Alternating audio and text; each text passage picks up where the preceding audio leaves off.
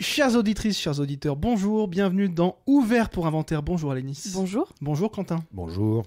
Après l'Égypte et son soleil absolument cuisant, nous plongeons au cœur de la jungle pour continuer notre cycle consacré au cinéma d'aventure avec The Lost City of Z de James Gray. Générique.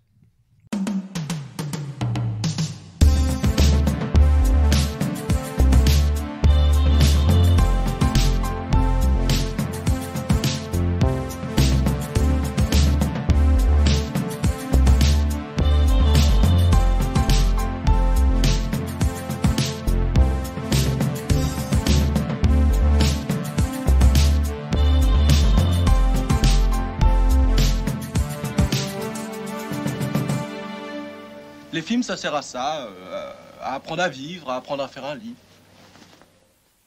Nous allons donc nous plonger dans un film sorti en 2016. D'ailleurs, est-ce que ce ne serait pas le film le plus récent dont nous parlons dans cette émission jusque-là ? Je crois que si. Hein. Peut-être, ouais. Mais ça nous semblait tout à fait à propos, puisque ce film de James Gray est un film qui se passe en grande partie dans la jungle d'Amérique du Sud, pour être précis, entre la Bolivie et le Brésil. Film qui nous raconte donc l'histoire vraie de Percy Fawcett, qui était un militaire qui œuvrait pour la garde royale, enfin pour l'armée anglaise, et qui, de par ses capacités et ses compétences de géographe, est envoyé pour une mission d'expédition justement en Bolivie, pas très loin du Brésil, pour en gros cartographier un territoire en guerre et servir un peu d'arbitre, en gros. En tant qu'anglais, il est neutre et du coup, ils y vont pour cartographier, puisque la Bolivie n'accepte pas les cartes du Brésil et le Brésil n'accepte pas les cartes de la Bolivie, en gros. Et pendant cette exploration, il va tomber sur des poteries en plein milieu de la jungle, ce qui lui amène à penser qu'il y avait peut-être une civilisation qui se trouvait à cet endroit et qui va donc le pousser de manière obsessionnelle à chercher les traces d'une cité perdue qu'il surnomme Z, d'où le titre La cité perdue de Z, adapté d'un bouquin de David Grann qui racontait déjà l'histoire de cet explorateur. Je viens de me rendre compte que j'avais complètement volé le petit segment de Quentin. Du coup, Quentin va nous raconter la jeunesse du film. Tout à fait. Alors, tout commence lorsque James Gray, encore enfant, se casse la figure dans un escalier et voit tout vert. À partir de ce jour-là, il développe une passion pour la couleur et en particulier la jungle. Après Merci, les films, professeur. lorsqu'il rencontre Joaquin Phoenix, mais c'était très bien parce que j'aurais pas. Oui, je sais pas mieux pas, ça fait. m'a semblé spontané de raconter Et l'histoire. c'était excellent. On tend c'est Gray. Oui. On peut peut-être parler du casting, peut-être, du coup, pour... Ah oui. Comment ça s'appelle ? Alors, moi, Charlie Hunnam. Charlie Hunnam, Voilà. Un bien joli garçon. qui joue donc Percy Fawcett. Voilà, qui joue le rôle principal. Et oui, j'insiste, ce qui est bien joli, parce que je trouvais que c'était une sorte de mix entre Brad Pitt et Tom Hardy. Alors, c'est très drôle que tu dis ça, puisque le rôle devait appartenir, enfin, le rôle devait revenir à Brad Pitt à l'origine, qui finalement s'est retiré du casting, mais est producteur du film avec sa boîte de production Plan B, je crois que ça s'appelle. Ah oui. Et oui, donc c'est marrant que tu dis ça. Ça va, c'est pas plan cul, parce que depuis tout à l'heure, on appelle le film. Ah, dès qu'il y a une lettre, de toute façon. Oui, on a envie de changer. Institut. Et puis c'est tout, il n'y a pas tellement d'autres personnes. Ah bah, il y a quand même Robert Pattinson, Oui, qui comme toujours est absolument extraordinaire. Oui, c'est vrai. Et un magnifique Tom Holland qui joue de manière, je trouve, très poignante le fils de Fawcett. Oui, qui apparaît dans la dernière partie oui, du qu'on film. voit très peu. Qui est, à mon avis, la plus belle. Puisque, alors peut-être qu'on peut préciser, en gros, le film est construit sur une espèce d'incessant aller-retour, puisque le sujet du film, c'est en très gros cyclique, ouais. la folie obsessionnelle qui s'empare de cet homme qui n'a plus qu'une seule ambition dans la vie, c'est d'aller chercher les traces de cette civilisation, que ce soit la guerre, qu'il ait des problèmes familiaux, peu importe, il va retourner dans la jungle, et du coup, en fait, il y retourne plusieurs fois. Et ça fait partie de ces films qui durent, bon, il est un peu long, il dure 2h20, mais en gros, on nous raconte presque la moitié de la vie d'un personnage, puisque on le suit en gros pendant plus de 20 ans. Ouais. Donc c'est très resserré et en même temps très, très ample. C'est-à-dire que le film, en seulement entre guillemets 2h20, nous raconte 20 ans de la vie d'un personnage, et donc on alterne entre des scènes en Irlande et en Angleterre et des séquences dans la jungle, enfin des parties dans la jungle, et il va en gros mener 3 expéditions qui vont en quelque sorte à chaque fois être de plus en plus complexes dans la mesure où il va être de plus en plus seul puisqu'il va se brouiller avec pas mal de monde, il va se créer des ennemis.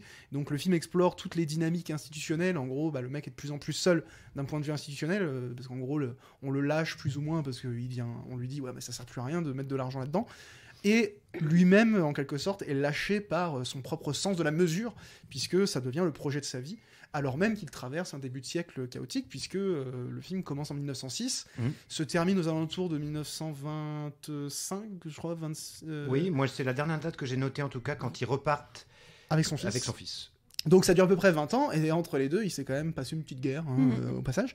Donc voilà, c'est un film sur un personnage qui traverse une période de l'histoire et dont le point d'ancrage est au fond l'obsession pour la jungle, mais le vrai sujet, au-delà de la jungle, c'est la folie humaine, la démesure humaine et l'obsession qu'on peut avoir pour une espèce de chimère en quelque sorte, puisque en réalité, on ne sait pas, le film ne se conclut pas de manière très positive sur l'aboutissement de sa propre recherche, même si un carton à la fin nous précise qu'à l'aube du XXIe siècle, on a trouvé des traces de civilisation à l'endroit à peu près où Fawcett pensait avoir aperçu des éléments qui lui permettaient d'envisager la présence d'une ancienne civilisation.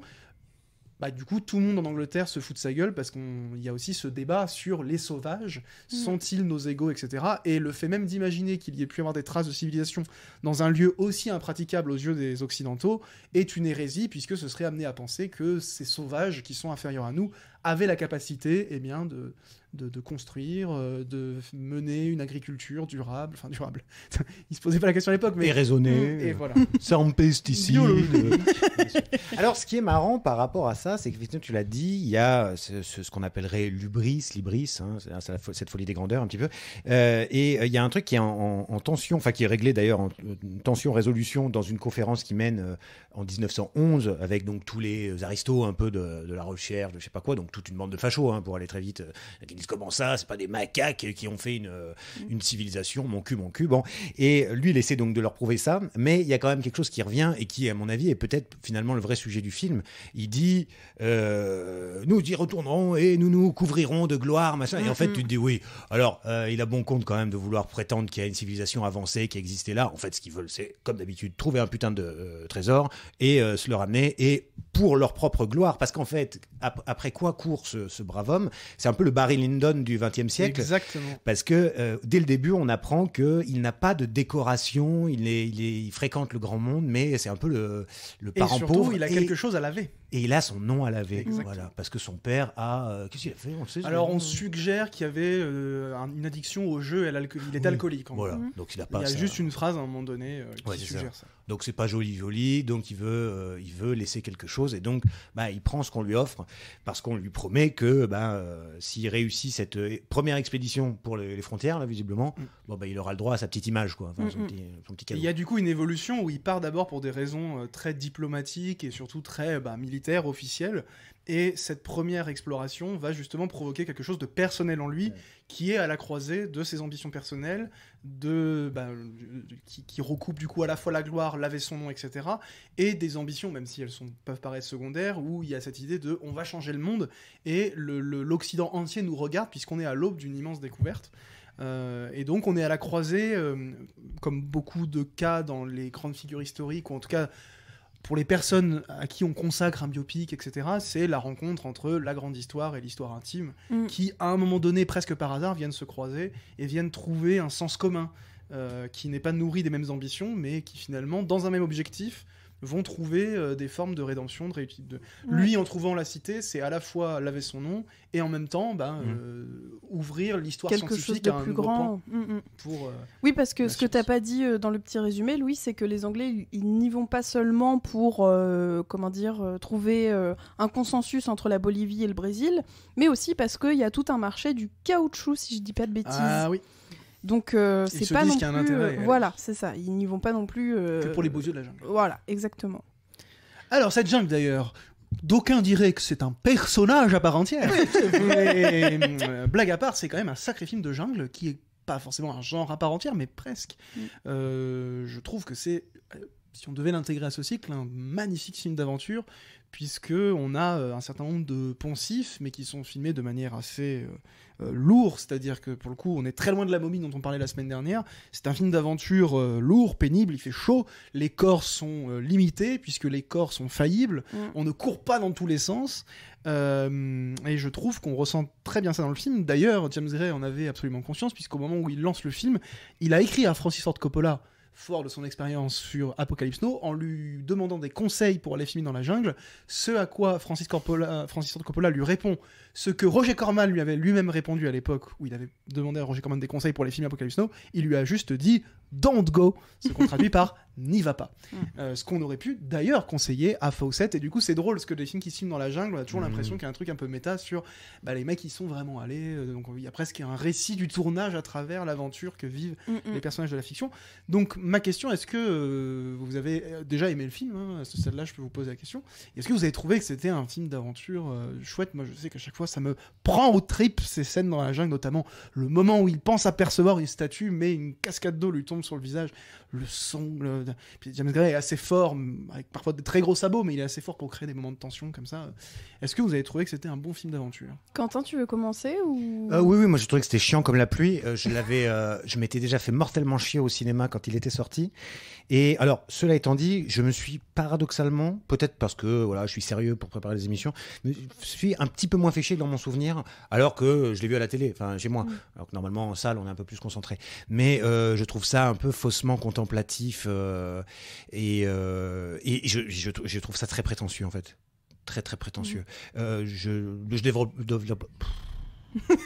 Ne développe pas. Je développerai peut-être un peu après. Vas-y, Alénis. Alors moi, j'avais plutôt apprécié le premier visionnage au cinéma. Un peu moins cette fois-ci parce que j'ai trouvé le système de cycle un peu longué, je dois bien l'avouer. Et également, je me suis un peu plus focalisée, presque malgré moi, sur l'aspect justement de ce personnage qui au début veut laver son nom, qui est soutenu par son épouse, qui reste du coup en Irlande et qui va rester seule pendant des années. Et petit à petit, voilà, cette obsession de retrouver la gloire, aussi de se glorifier de cette découverte, va faire qu'il va laisser sa famille presque à l'abandon, quoi. Il va les abandonner pendant des années et des années. Il revient, il a toujours un nouveau gosse qui est pondu, qui lui dit « Ah bah je te connais pas, mais oui, ok, bah Connard, on repart, voilà ».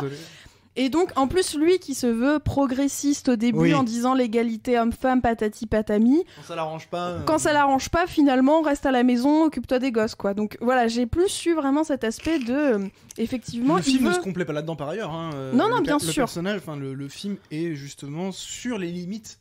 De ce que traverse ce personnage, où au bout d'un moment il y a quelque chose d'assez absurde en réalité. Oui, non mais c'est ce qui est bien, c'est-à-dire que parfois on a marre quand on plaque sur des époques très anciennes les concepts d'aujourd'hui ou même le progressisme d'aujourd'hui, et là c'est vrai qu'au début on se dit ah putain on est au début du 20e quand même, calmez-vous, mais en fait non c'est bon, c'est-à-dire que on est égaux, mais comme dirait George Orwell, certains plus que d'autres quand même. La conversation avec sa femme elle est quand même pas mal celle-ci. Non mais intellectuellement oui, mais tu vas pas pouvoir y aller. Il dit littéralement sa femme lui dit mais toi qui considères qu'on est égaux, il dit intellectuellement oui, physiquement jamais de la vie. Donc ferme-la ou je retourne. De toute façon tu restes ici, tu fais tes gosses. Mais cela dit, on voit très bien que les explorations qu'il mène c'est un truc d'homme. Oui. Ce que ça a de pire aussi. Parce que il y a des séquences notamment d'ego. Où il y a tout un conflit qui va être provoqué avec un espèce d'aristocrate anglais qui va le soutenir dans son projet, qui a pas du tout le cardio pour aller dans la qui va les accompagner. Et en gros, il va après les faire passer pour des traîtres, etc. Alors que lui-même est une espèce d'enflure qui vole. Antagoniste, il met de l'huile sur la bouffe juste pour les foutre dans la merde. C'est clair. Et c'est vrai que les quelques scènes montrent bien, on imagine la difficulté du périple. C'est-à-dire dès le premier périple, il y en a qui crèvent, qui se cassent la gueule, qui se font bouffer par les piranhas, qui se prennent des flèches. Enfin bon, ça j'aime bien pour le coup, je trouve que le film montre assez bien que dans un contexte comme celui-ci, l'exploration a un sens qui aujourd'hui, de par les moyens techniques, etc., et puis surtout le défrichage qui a été fait, aussi en termes de cartographie, à l'époque c'était une espèce de vertige absolu d'aller dans un endroit qui n'avait été foulé que par ceux qui sont originaires, disons, du territoire, et qu'en tant qu'occidental il y a une découverte du passé, entre guillemets, de par le fait même d'aller sur ces territoires. Et les mecs, ils partent pour 2 ans, ça, il faut le préciser, c'est pour ça qu'ils voient pas ses enfants grandir. C'est quand ils partent pour 2-3 ans minimum. Oui. 2-3 ans dans la jungle, à se faire bouffer par les moustiques, à galérer dans des endroits complètement... Enfin, le mec crapahute dans des endroits impraticables. Et du coup, ça donne aussi la mesure du vertige du mec qui est au milieu de la jungle, à un endroit où il se dit personne n'est jamais venu là, et il tombe sur des poteries, quoi. Ouais. Et juste cette scène est assez forte, quoi. Il tombe sur des poteries, et là, tout à coup, il y a une espèce de vertige de tout ce que je pensais de la jungle n'est pas ce que c'est. Et en réalité, il y a sans doute quelque chose qui a disparu, mais qui relève d'un passé. Alors que moi, je pensais tomber sur un truc vierge, alors qu'en fait, non, je ne fais que redécouvrir tout un pan de l'histoire qui se trouve sur les traces de cette jungle impénétrable. Oui. Et ça, pour le coup, le film le montre bien, que les mecs, ils galèrent, quoi. Complètement. Il y a une scène que moi, personnellement, j'aime beaucoup, c'est quand ils découvrent cette tribu cannibale, en fait. Au tout début, et donc je crois que c'est le 2e cycle, donc l'Aristo est déjà avec eux, il dit non, moi je vais pas avec eux, ils vont nous bouffer et tout, et ils se rendent compte qu'avec une mixture ils arrivent à assommer les poissons de cette rivière pour prendre juste les poissons dont ils ont besoin pour se nourrir, et vraiment et il découvre qu'il y a de l'agriculture. Oui, voilà, c'est ça. Réalité, il prend conscience lui-même en tant que progressiste du mépris qu'il avait pour ces peuples qui en réalité en fait sont adaptés à l'environnement. Exactement. Et non pas le même. Enfin, c'est le truc classique de toute façon maintenant. Je veux dire, depuis on a eu Lévi-Strauss sur le relativisme culturel, et qu'en réalité tout est question de perspective. Et notre regard est conditionné par notre propre culture, etc. Ouais. Qui fait de bien bons jeans d'ailleurs. Comment ? Qui fait de bien bons jeans. Lévi-Strauss. C'est très chaud aujourd'hui. Je suis écrasé par la chaleur. On est dans la jungle. On est dans la jungle, on vit vraiment le truc. Alors, une question à laquelle vous avez peut-être une réponse, parce que peut-être...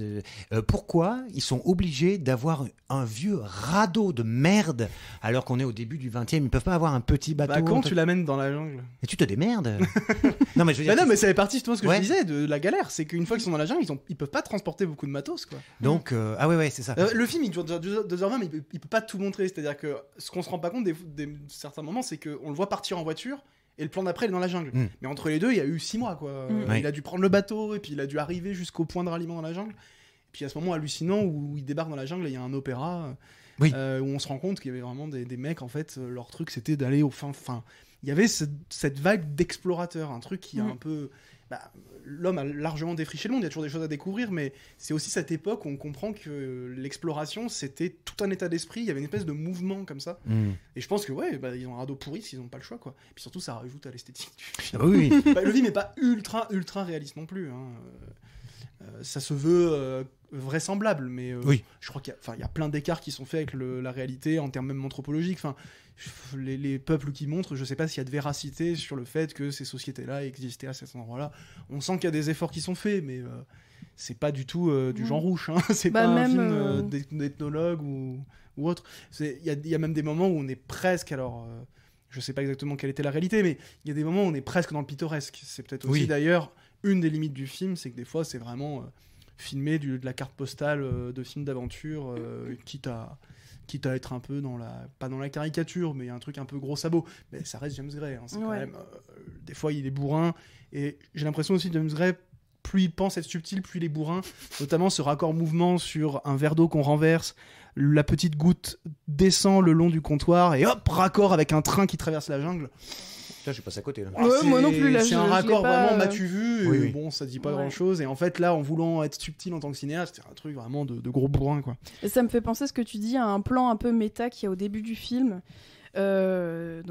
Où justement le personnage principal est à une réception, ou alors il attend, je sais plus, et en fait on voit une mise en abîme de son reflet dans un miroir, et c'est vraiment, enfin tu vois, c'est un peu la métaphore de en fait toutes les destinées qui peut, enfin voilà, tous ces cycles, patati patati. Il y a un rappel à ce cher Orson Welles qui nous faisait le même plan dans Citizen Kane. Ah oui, mais comme la fin aussi, où quand sa femme sort de sa maison, mais on voit la porte, et puis en fait c'est la jungle. Zone spoiler. Non mais ça veut, parce qu'on s'en fout.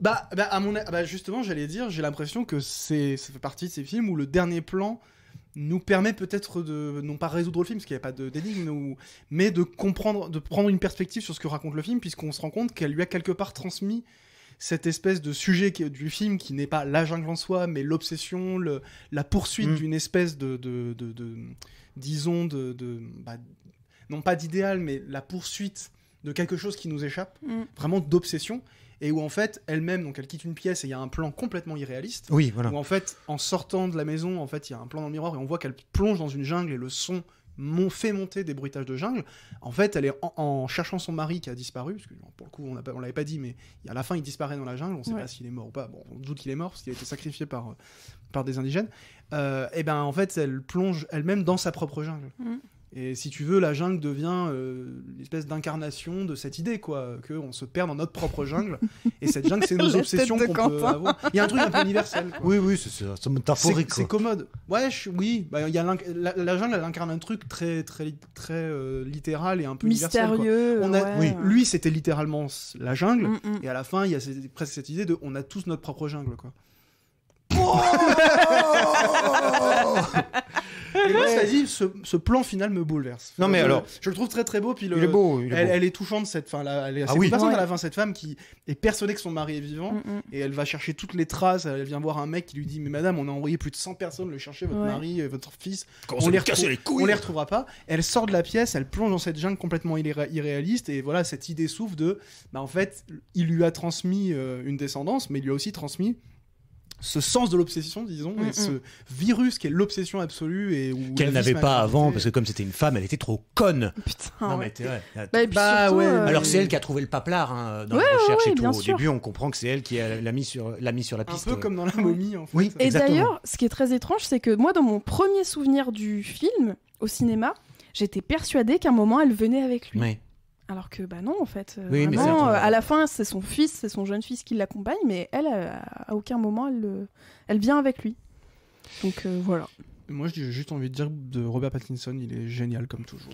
Et puis c'est Oui. je trouve que c'est un des premiers films qui l'a relancé dans sa carrière d'acteur après Twilight, parce qu'il en a pas fait tant que ça, je crois, avant. Ouais, c'était avant parce que moi j'ai Good Time en tête. Oui, des frères moi Safdie, aussi, mais par je crois que exemple, c'est ça doit être un peu après. Ouais. Ce moment où il fait des films assez ambitieux artistiquement, Ouais. entre guillemets. Et où il a la barbe en Ça fait. veut Dès rien qu'il dire. a la barbe, ça va mieux. Ouais, quoi. c'est vrai. Non, mais c'est vrai. Là, il fait le phare, mais alors quand il fait Batman, laisse tomber. Donc, Ah, mais après, il a quand même tourné pour Claire Denis. Oh putain, excuse-moi. Bah, l'air Denis. Oh, oh. La casse-béonne du cinéma français. J'aurais dû fermer ma gueule. Je savais que ça allait mal finir. Alors moi quand même, je voulais dire un truc parce que j'ai dit je vais en reparler. Je vais en reparler. Ah, oh Quand je- putain. Quand il est je en train dis de s'énerver. Quand je dis que le film est prétentieux, déjà Oui, il est oui, prétentieux c'est parce que bon, quand tu prends Darius Khondji à l'image, qui est sûrement le plus grand chef opérateur du cinéma, mais probablement aussi le plus cher, ça veut dire que tu veux déjà imposer une vision picturale de Tout ça Guedin. pour filmer du noir. Voilà. Pour Tout ça moi, pour absolument filmer rien. trois mecs sur un radeau, bon, tu prenais n'importe quel tâcheron, ça marchait. Mais bon, moi c'est vrai que j'adore Darius Khondji, Ah, mais c'est la classe, quand même. voilà, c'est toujours la classe. Il y a à peu près plus que 3 réalisateurs dans le monde qui arrivent à se le payer, j'ai l'impression. Donc James Gray. Et puis alors, non, le pire, c'est pas ça. En fait, c'est les choix musicaux. C'est-à-dire d'avoir balancé du Stravinsky, Sacre du printemps, du Ravel, Daphnis et Chloé, un peu de Bach, un concerto ou double concerto violon, je sais plus quoi. J'ai trouvé, mais le Bach à la limite c'est en musique diégétique, mais le Ravel et le Stravinsky, je trouve que c'est pompeux parce que c'est des musiques qui sont déjà hyper fortes, hyper connotées, hyper travaillées parce que c'est vraiment 20e, début 20e quoi. Donc on est sur des trucs qui c'est pas du tout de la musique d'accompagnement, c'est un univers à part entière, un peu même brutal ou féerique du côté Ravel quoi. C'est beaucoup trop quoi. Laissez faire aux mecs qui font la musique de film, c'est-à-dire celle qui sert à rien, qui habille. En l'occurrence, la bande originale est composée par Christopher Spellman, qui avait déjà bossé avec James Gray avant sur The Immigrant, qui était sorti juste avant The Lost Year Z, qui fait un truc très vaporeux, une espèce de nappe qui évoque ce côté un peu cauchemardesque, enfin une espèce de plongée, comme ça c'est de la musique qui nous fait plonger, avec des cordes qui sont tenues longtemps, c'est pas très mélodique. Oui, disons. oui. Et il y a des moments où ça rajoute au côté un peu pompeux, mais il faut le dire, assez spectaculaire, qui marche parfois bien, ce côté vraiment des révélations qui sont à la fois des révélations, un peu des épiphanies hyper enivrantes, et en même temps des montées d'angoisse, quoi. Mais la musique du compositeur. Oui, Voilà. voilà. Et Je parle voilà. de la bande originale. Ça, là, elle me pose aucun problème. En fait, je pense que si j'étais compositeur de musique de film, tout va bien, je ne le suis pas, mais je crois que je supporterais pas. Tu sais, t'es là, toi, bon, on te dit, tu fais la musique de mon film et tout. Et puis on dit, ah oui, je t'ai pas dit, j'ai mis du Ravel à un moment donné. D'accord. Donc en fait, t'as mis genre la musique du plus grand compositeur du XXe siècle. Et moi, derrière, il faut que je fasse mes vieilles napasses de merde pour.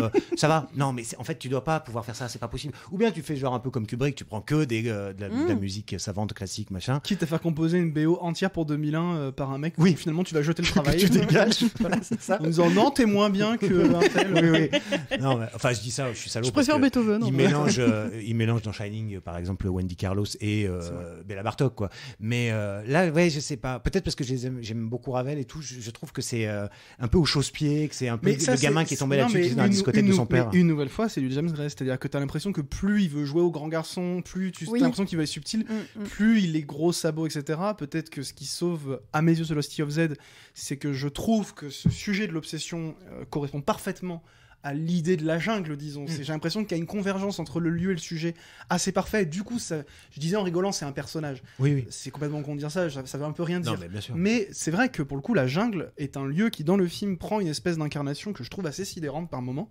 Et il y a plusieurs effets de sidération qui m'attrapent plutôt bien. Et en même temps, j'ai pas de mal à reconnaître que c'est gros sabot, pour pas dire carrément grossier parfois.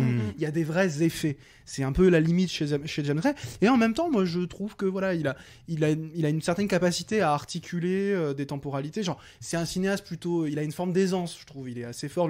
Je trouve par exemple que le film arrivait à raconter une période de vie aussi longue sur un film de 2h20 sans avoir cet effet parfois un peu. Trop rapide, trop expéditif. Des fois, il y a des films comme ça, ça dure 2h20, on a l'impression que ça n'a rien raconté parce que chaque séquence chassait la précédente, quoi. Là, par exemple, je trouve une des séquences les plus ratées du film, c'est la Première Guerre mondiale. Oui. Parce que c'est hyper long et spectaculaire. Tu sens qu'il se complaît à filmer des scènes de bataille. Il disait, tiens, j'ai un film qui se passe dans cette période. Oh, j'ai quand même passé à côté l'occasion. C'est un gros cheveu sur la soupe. Ouais, et tu sens qu'après, il essaie de rattacher ça autour du fait que, en fait, ça se termine sur un plan où la caméra tombe, un des rares plans un petit peu visibles, parce qu'il est assez classique, James Gray. Il est plutôt héritier du cinéma classique hollywoodien, où la mise en scène est relativement effacée. Quand elle s'efface pas, tu peux faire des plans de gros bourrins, des raccords hyper visibles, vraiment, mais assez inélégants. Et là, la caméra tombe avec le personnage, et du coup, il est à la verticale à l'image, quoi. T'as un peu ce truc de le mec reste debout, en fait, toute cette séquence est pour montrer que malgré la guerre, malgré tout ce qu'il peut traverser de la grande histoire, de son histoire intime, rien ne le détournera de ce qu'il a en tête. Et ce qu'il a en tête, c'est la gloire de son nom, sa propre gloire, et l'accomplissement de cette obsession qui peut après s'incarner dans autre chose. Il y a un truc un peu universel. Oui. C'est l'obsession de manière un peu générale. Oui, puis il y a la voyante qui vient dans cette guerre. L'incrustation. Voilà, mais en fait, on les voit dans la jungle, c'est grossier. Pareil, tu vois, truc de mise en scène. Dès qu'il est dans le truc, James Gray, en fait, dès qu'il est dans le truc, disons, dans la démonstration du fait qu'il est metteur en scène, eh ben, il est grossier. C'est dommage, parce que par ailleurs, c'est un plutôt bon cinéaste classique. C'est d'ailleurs, à mon avis, un des derniers et rares vrais héritiers du classicisme hollywoodien où on sent qu'il est très attaché parfois à ce qui compte, c'est ce qui est purement à l'image, ce qui est en train d'être raconté. Il y a un côté un peu fordien dans les scènes de cheval, tu vois, au début notamment. Oui, il y a la chasse à courre. Ouais. Voilà, c'est assez... La mise à mort du cerf sacré. Ah hein. Je l'ai pas vu. Aïe. Pas mal. Donc voilà, moi j'aime plutôt bien James Gray, sauf quand il me rappelle, quand il me hurle au visage que c'est un cinéaste. Ouais, bah, je suis assez d'accord. Un auteur. Et je suis assez d'accord avec ce que tu as dit, Quentin, sur la musique. Je pense que je l'avais pas vraiment conscientisé, mais je trouve ça assez gros sabot, assez prétentieux aussi. Malgré les autres qualités du film soulevées par Louis. Et puis son côté Inception à la fin, avec la vieille boussole qui arrive aussi. Oui.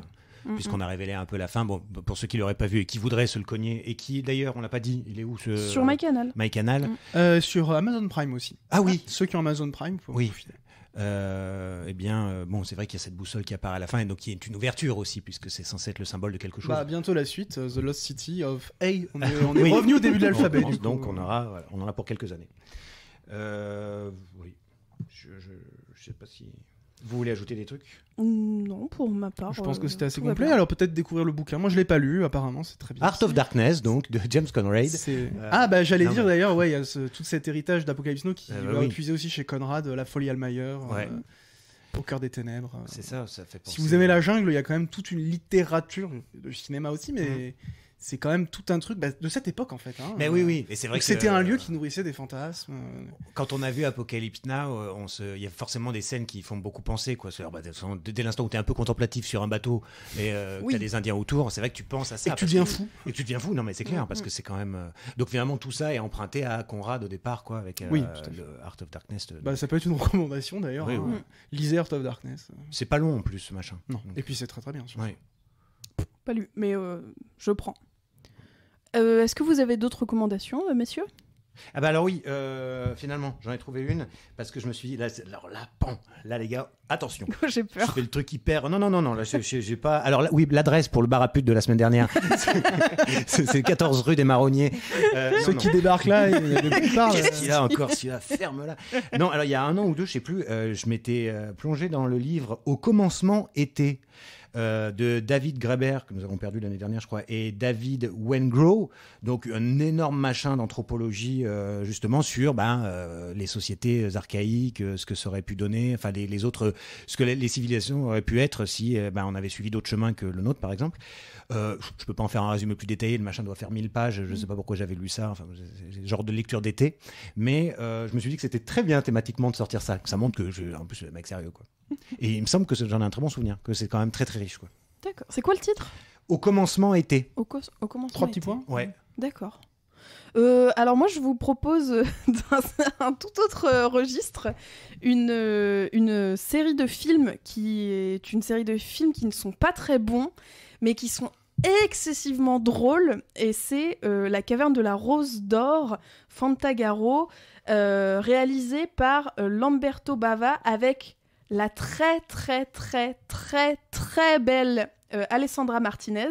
Et si vous avez envie d'avoir de pas le regarder tout seul parce que c'est quand même assez long et pas très bien, mais je vous conseille de suivre sur Twitch Marie Boiseau, qui est une illustratrice et qui est une streameuse donc.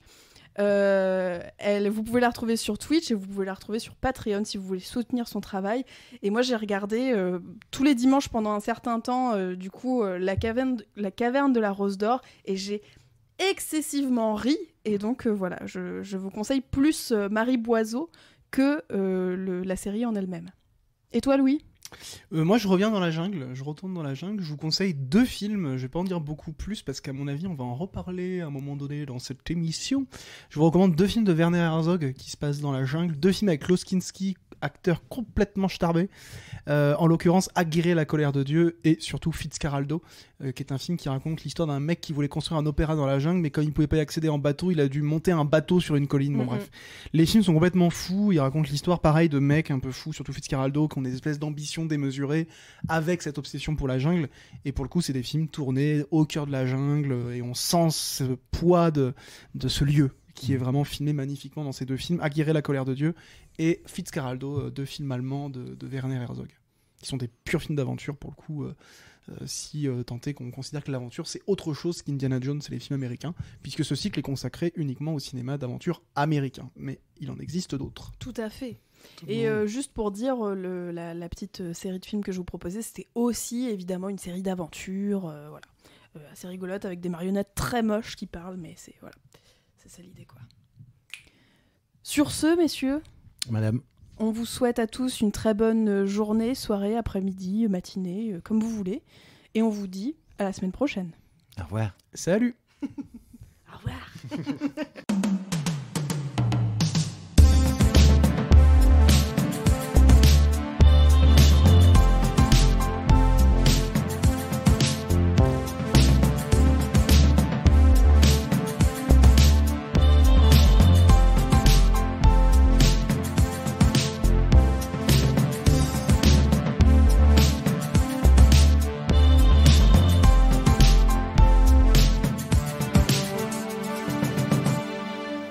Les films, ça sert à ça, à apprendre à vivre, à apprendre à faire un lit.